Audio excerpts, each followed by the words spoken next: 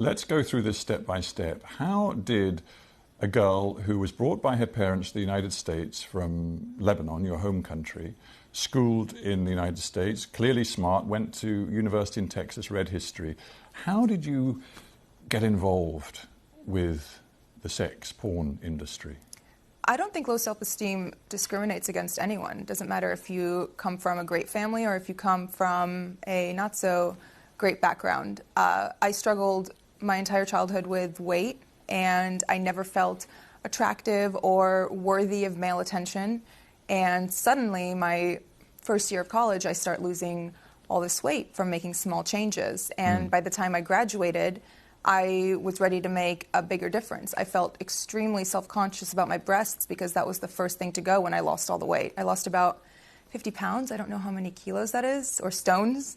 Well, it's a considerable amount of weight. Yeah. It changed your body, it changed you physically. Completely. Yeah. So my biggest insecurity was my breasts. So I wanted to more or less go back to what they normally were.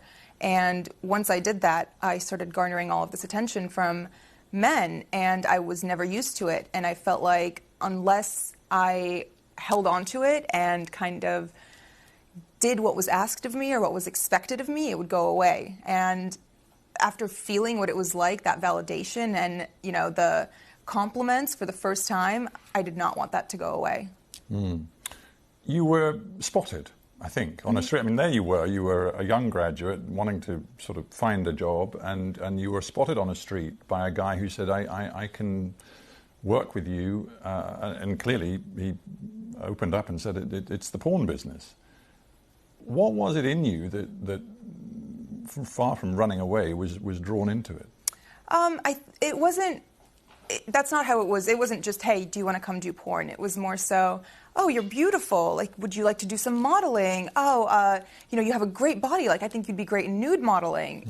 Things like that. And after I came and toured the studio, you know, it was very respectable. It was a gorgeous location. It was in Miami, in Doral, Florida. It was clean. Everyone who worked there was nice. All of their cubicles were decorated with family photos. Like, it was nothing dodgy or that made me uncomfortable. And after the first time I went in wasn't the first time I filmed a porn movie. It was the second time. The first time was more so, do you want to do this? Like, sign the paperwork, et cetera, et cetera. So these guys, they just saw you, frankly, as a money machine. Absolutely. But you still had no advisors, you had no lawyer, you had no nothing. So I was 20. What 21-year-old has a lawyer on retainer? I'm just trying to get my head around how stressful this must have been, and whether even now, because you sit here so poised, and obviously a lot of time has passed and you've moved on, but do you think there is some sort of post-traumatic stress that is in you from this experience? Yes, and I think it kicks in mostly when I go out in public, because the stares I get, I feel like people can see through my clothes, and it brings me deep shame. It makes me feel like I lost all right to my privacy, which I did, because I'm one Google search away. Yeah. And those images you cannot expunge. You have no right, even though it is deeply personal to you, you have no right to remove them from anybody's view around the world. Yeah. It is very hard. It is. And I'm just thinking, this story is your story, but frankly, it's also the story of other porn actors and actresses. I honestly started seeing that recently after the interview came out, and people started reaching out, and all of the emails go, my manager checks them, and when he gets stuff like that, he filters them and sends them to me.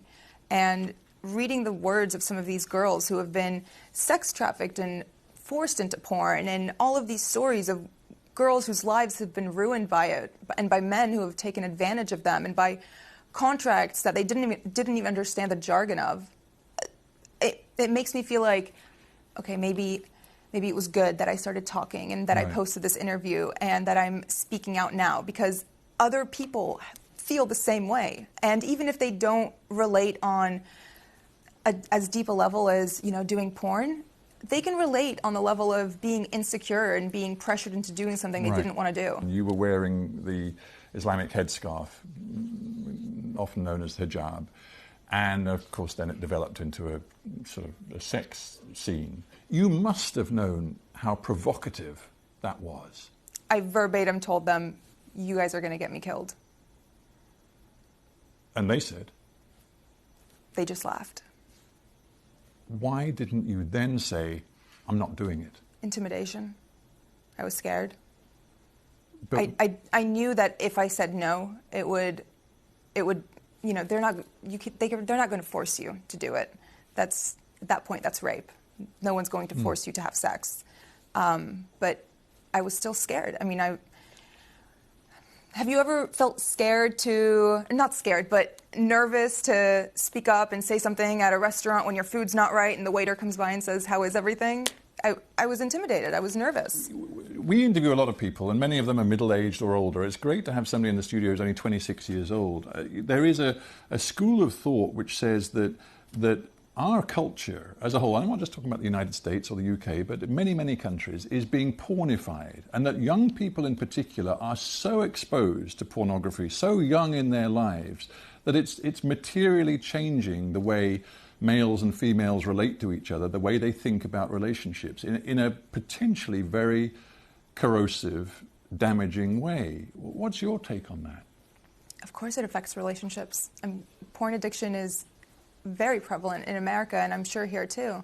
The things that men see in videos, they expect from the women in their lives, and that's just not reality. No one is going to be that perfect. No one is going to do those acts on a Wednesday night with the person they love.